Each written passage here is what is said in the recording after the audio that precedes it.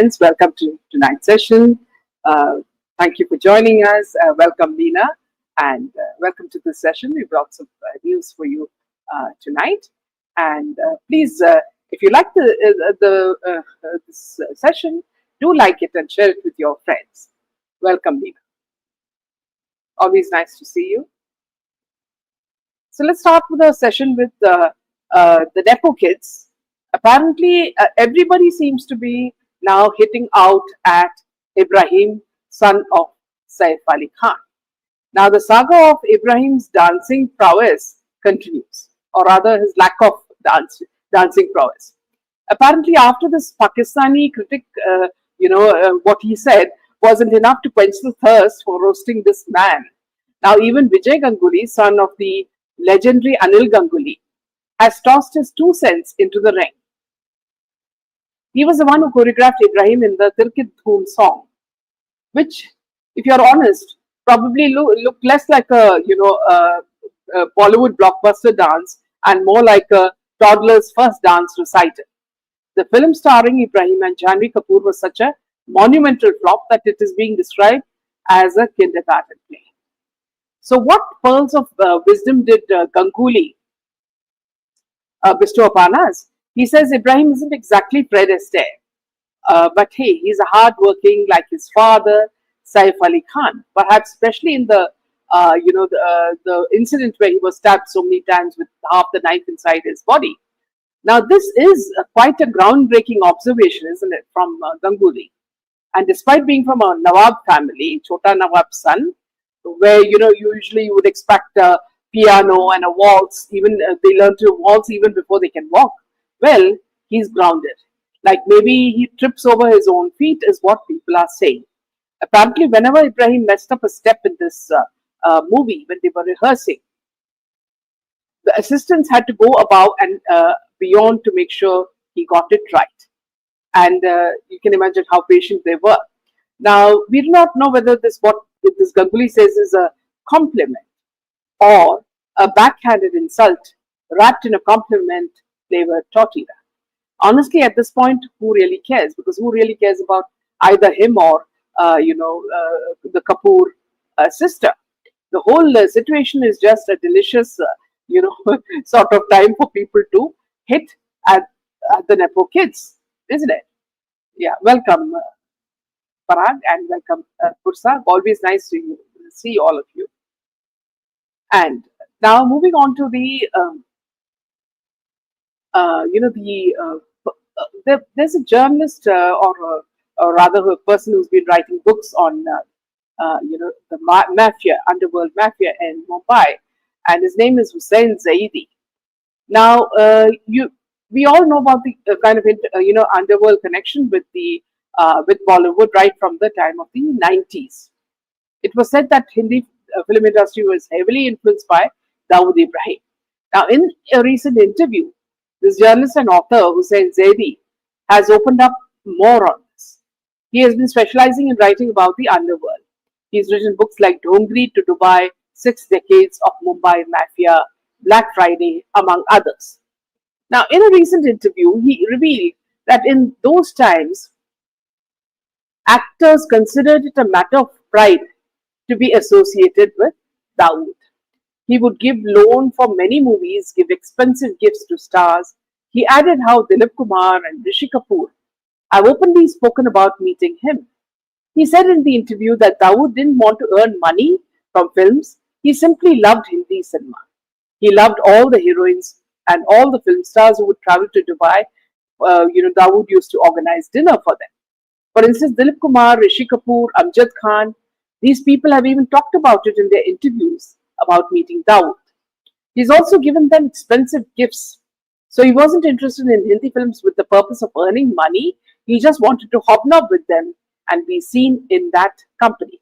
Please bear in mind that this is Hussain speaking and it is his version. Now, Hussain presents a narrative where Dawood Ibrahim, despite allegations of extortion, claims to love the film industry and denies terrorizing it. Now, this assertion raises immediate skepticism, given Dawood's established criminal reputation. You remember his sister, Hasina, and all that's been happening, during the time that he was there, the time that he fled, the attacks in Mumbai. Now, Zaidi contrasts Dawood's supposedly benign influence with Abu Salam's extortion practices, attempting to paint Dawood as a less malevolent figure. So, which means now they are trying to make Dawood a bit more of a Jesus Christ. However, his portrayal of Dawood's relationship with Bollywood as a matter of pride for the industry figures is something nobody's going to believe. He claims that people openly boasted about their connections, even stating phrases like, I just spoke to Bhai on the phone. This narrative, while potentially reflecting some individuals' perceptions, lacks critical analysis. It fails to acknowledge the potential power dynamics and fear that were connected to such associations. So we also think that, see, what does he mean by pride? Were these expressions of pride or fear or coercion? He also suggests that Dawood used the film industry to launder money through loans, exploiting the industry's lack of institutionalization at that time. While this claim is rather plausible, it requires more evidence. Now, simply stating that people would take Dawood's money and return it as white money seems to lack the depth. There is much more to it. Now, moreover, he also says that everyone, who was in touch with him, because the police didn't have a strong grip, presents an oversimplified view of the situation. It implies that Bollywood's association with Dawood was merely opportunistic. Driven by a lack of law enforcement, this disregards the complex social and political factors that might have contributed to these connections. Now, a more nuanced critique would consider the broader context of the time when this was happening.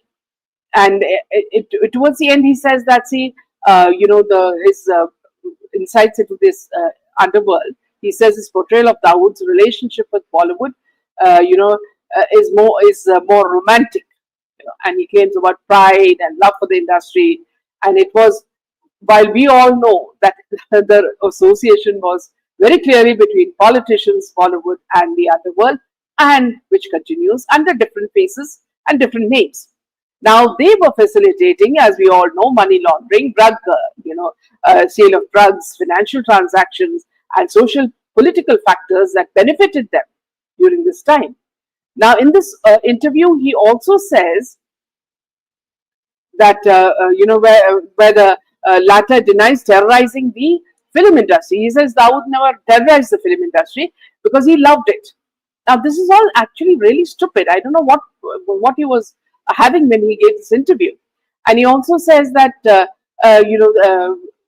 Dawood's self-serving assertion that filmmakers don't need to be scared of him is also something so stupid because everybody, feared him. Now, Zaidi's attempt to contrast Dawood with Abu Salam is just something that somebody has given him some script, and that's why he's speaking in this manner. So this is something, friends, that as we say, content is being created to make you understand that Dawood was a very, very nice person. Now, he's claimed that individuals in the industry considered the friendship with Dawood as a thing to be proud of. As you know, Anil Kapoor, with his arm around Dawood during the cricket, tournaments, itself shows the kind of relationship Bollywood had with Dawood, and what was the kind of relationship and what were they getting out of it. Obviously, there were things like money laundering and there were other things, involved in this. Now, I just spoke to Bhai on the phone could be interpreted as a public display of association with power, not necessarily genuine admiration.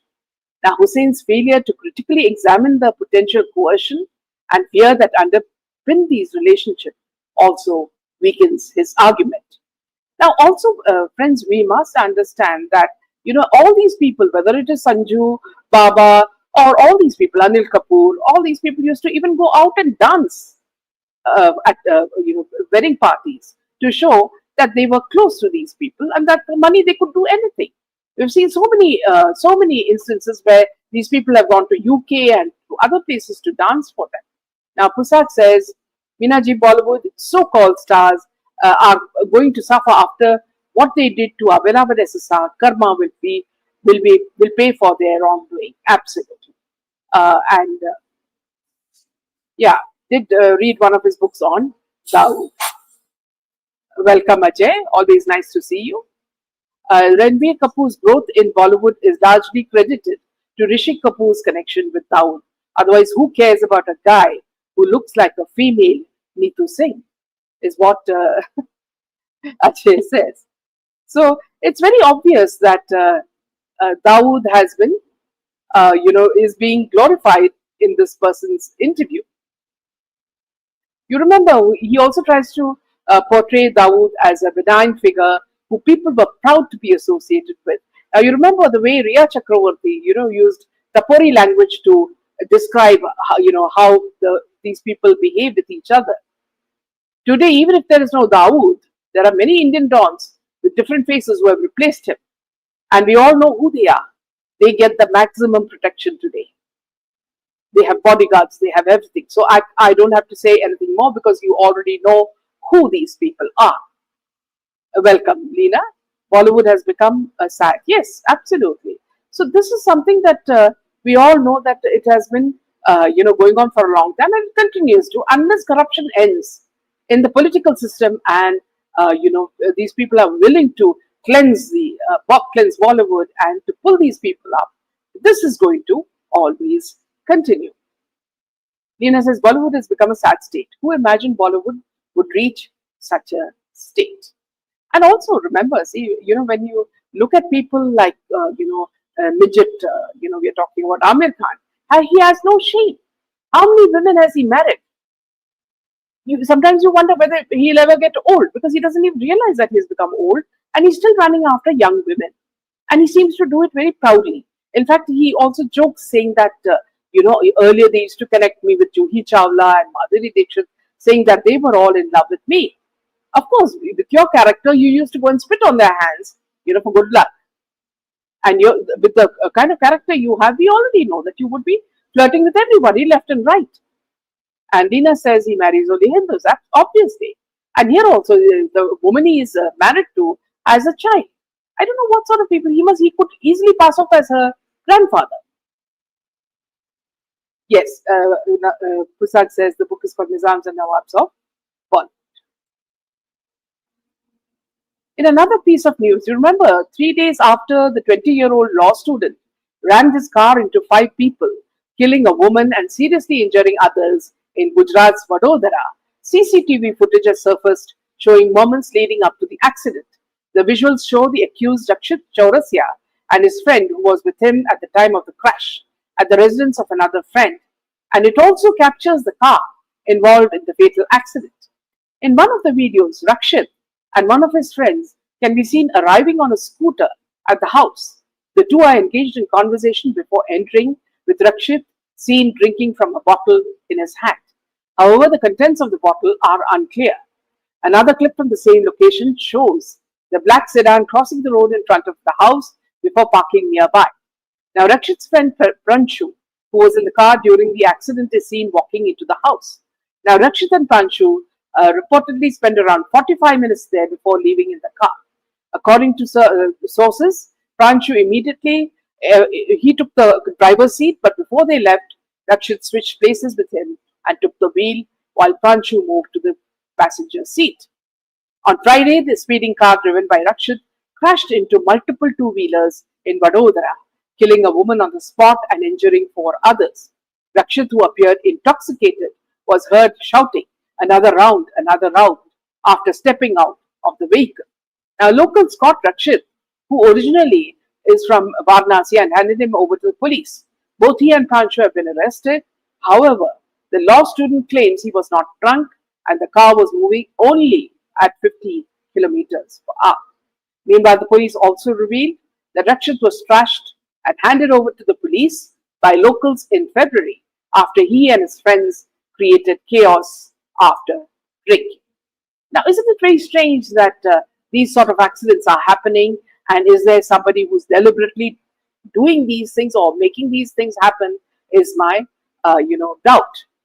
So let's take a few comments.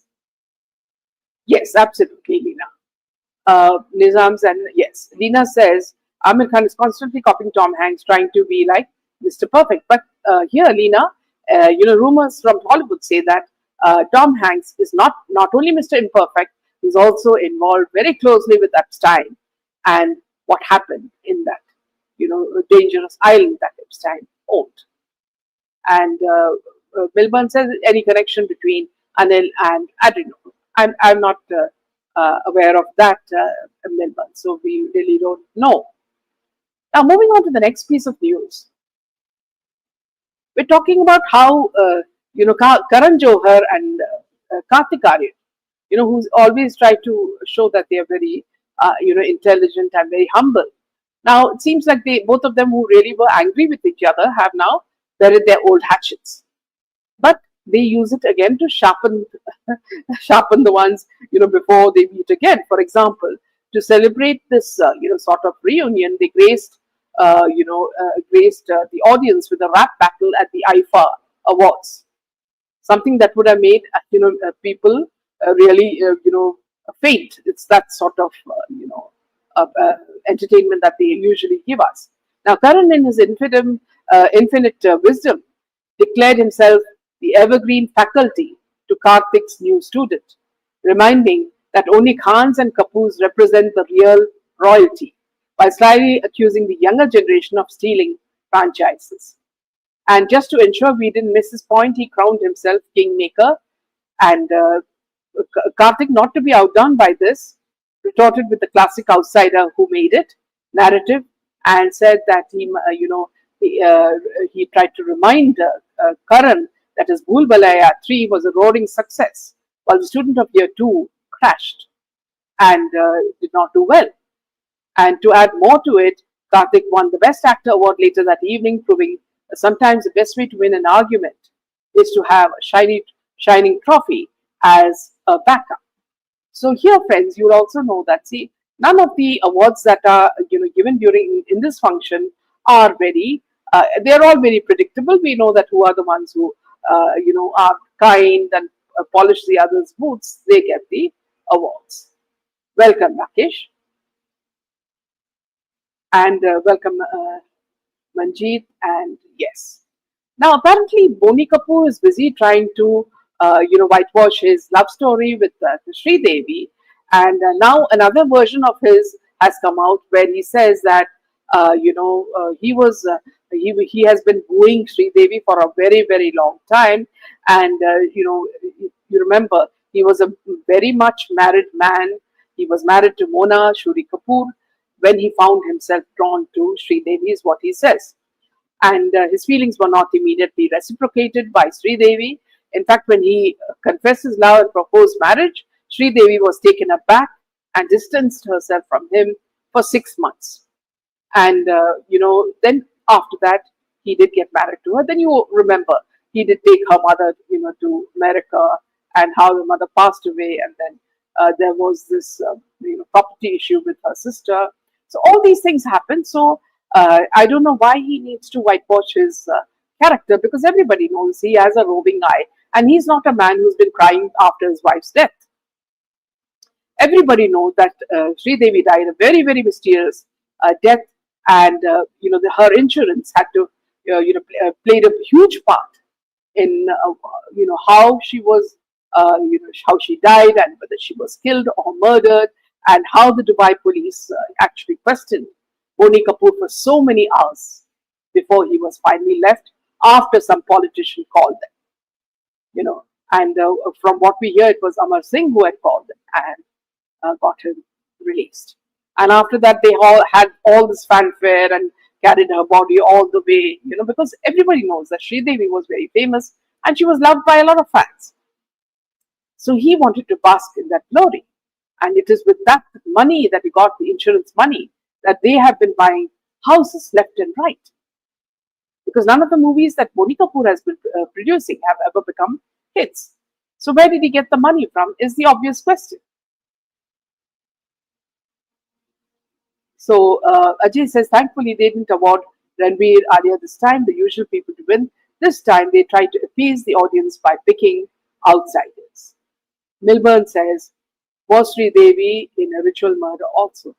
There are a lot of things that are, hidden, Milburn. We really don't know what really happened to her, but everybody knows that, she did not die a normal death. And now Boney Kapoor goes around saying that for 6 years he wooed her and he had so much of devotion for her. And she was shocked because he was a married man with 2 children, and she gave him the silent treatment at least for the next 6 months. And he now tries to recreate his own love story as though it is some Taj Mahal kind of love story. Even in that case, there was so much of cruelty. Now, he says he had a candid discussion with his wife Mona at that time about his undying love for Sridevi, and that as a human, he knew love is never perfect and that emotions are beyond a person's control. Clearly, infidelity is just a minor emotional hiccup, easily excused by the overwhelming power of love. So here, there are so many instances. You look at Dharmendra. Dharmendra was a much married man, and to marry Hema Malini, they had to convert to Islam because bigamy is not allowed in Sanatana Dharma. So these people really don't care if they have children or grandchildren. If they feel like it's just like Amir Khan, they will keep marrying till they are satisfied. And in these people's case, they never seem to be satisfied. It was said that Sridevi's insurance papers were such that she had to die out of India. Didn't she know that insurance policy was her death sentence? Yes, she had signed that. Her death sentence. Obviously. It's very sad. Now, in a very strange case, Karnataka's BJP MLA Basan Gowda Patil Yatnal has made a very crude remark against Kannada actor Rania Rao, the one who was arrested in a high-profile gold smuggling case, alleging that she had concealed the gold wherever she had holes. Seeking strong action in the gold smuggling case while speaking in the media, the MLA said she had gold all over her body, hiding it wherever she had holes, and smuggled it in. Now, the minister, who was a former union minister, also claimed that state ministers were involved in the case and said he would name them in the assembly session. And he is now, at present, he is a BJP MLA. He said, I'll name all the ministers involved in this case during the assembly session. I have gathered complete information about her relationship, who helped her obtain security, and how the gold was bought in. I will expose everything in the session, including where she hid the gold and how she smuggled it in. Rania, the stepdaughter of Karnataka DGP Ramchandra Rao, was arrested at Bangalore airport on March 3 with 14.2 kg of gold worth rupees 12.56 crores while returning from Dubai. A subsequent raid on her residence led to the recovery of gold jewelry worth rupees 2.6 crores and 2.67 crores in cash. She has since been arrested and remains in custody with her bail plea rejected. The investigation by the Directorate of Revenue Intelligence and other agencies have revealed that she traveled to Dubai at least 27 times this year, allegedly smuggling a substantial amount of gold on each trip by bypassing airport security protocol. However, the airport protocol officers claimed that he acted on direct instructions from Rania's father, DGP Ramchandra Rao. So you see how devious these people are. They are all covering up for each other, and each one is responsible for what's happening. And thus also the fact that, see, the moment gold smuggling in Kerala was discovered, and where it was being done by political heads, including allegedly the chief minister, now it has moved to Karnataka, and now the truth should come out. And if this MLA is, confident, then he should come out with the truth. Radhe Radhe, absolutely. And is Sridevi's daughter knew about their mother's murder? This is something we really, don't know till now. But they didn't seem very sad, so I don't know whether that answers your question. Welcome, Thomas. Always nice to see you. And Milburn says, I feel we should pray for those souls suddenly murdered. Don't know the turmoil their souls may be in. Now, friends, before I end the session, I'd like to say that I did watch, portions of Kangana's Emergency. And I found it so stilted. It was not a movie in the real sense. It was just like a documentary which had been put together, piece by piece. And she was concentrating more on, creating a nose that looked like Indira Gandhi more than acting like her. And every time you'll see her biting her lips and looking sad, and always, every dialogue is pointing towards her as a victim. So which means that, she's trying to gain some sympathy through the different scenes, but she's come out pathetic. And I feel very, very sad that Kangana, who is a good actress, has just wasted herself in this movie, and it's a movie not even worth watching because some of the scenes are so stupid. It's just like, some sort of drama that they have created, and beyond a few, like I reached the half and I could not even complete it. It was that bad. But I said, since I need to criticize this, I would like to see the whole thing, and that's how somehow I suffered it. Thomas says, why Bollywood go to Dubai to do that? Is Bollywood working with? That's a very naive question. Why not Boney go behind bars? Says Radhe. And Sridevi was a versatile actress, but sadly, yes. So this has not come out as yet. So Radhe, we cannot make that presumption. And yeah, that nose looks really bad, and the movie is also bad. I don't know. It is such a silly movie. And then I realized when I looked at the credits, Kangana wrote the script. So can you imagine? But when she doesn't have any journalistic ideas or any sort of writing, background to write something about Indira Gandhi, though she belongs to a dynasty, there were many good qualities that Indira Gandhi had. A lot of patriotic streaks within her. Though her son and everybody, were different, but there were many qualities in Indira Gandhi that none of them have been shown. They only shown a very pitiable character of Indira Gandhi, and Kangana cannot act for nuts. So it's a very sad state of affairs in this movie. Her daughter did terrible acting, still they're getting movies. It is only because of their money, power, and their connections with Underworld and also with political people. So with this, we end the session, friends. We'll see you tomorrow with a lot more news. Good night. Jai Hind and Jai Shri Ram.